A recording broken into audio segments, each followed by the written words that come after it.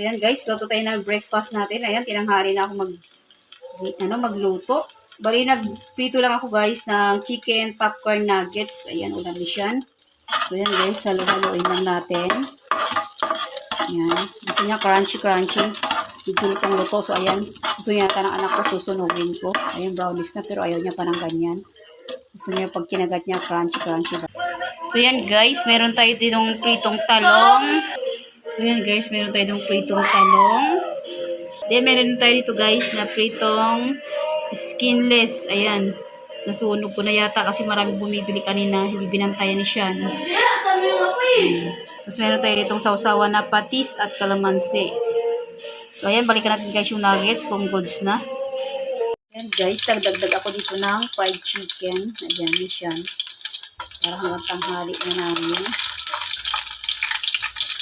Kasi mag 11 o'clock na rin. So, ayan, meron kami ito guys na chicken, chicken fillet. Ayan, malalaki yan siya guys. Bali, medyo tinosted ko. Ayan. Bawal ng pagkain ng ano ko. Dalawa kong anak.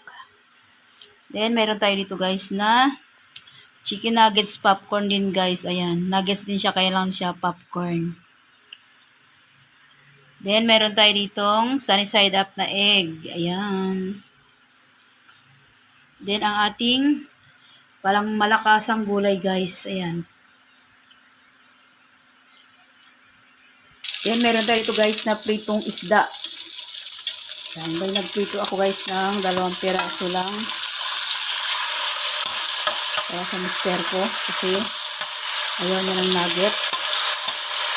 So, ayan ang kanyang ulam. Ayan guys, balikan natin maya-maya guys kapag goods na.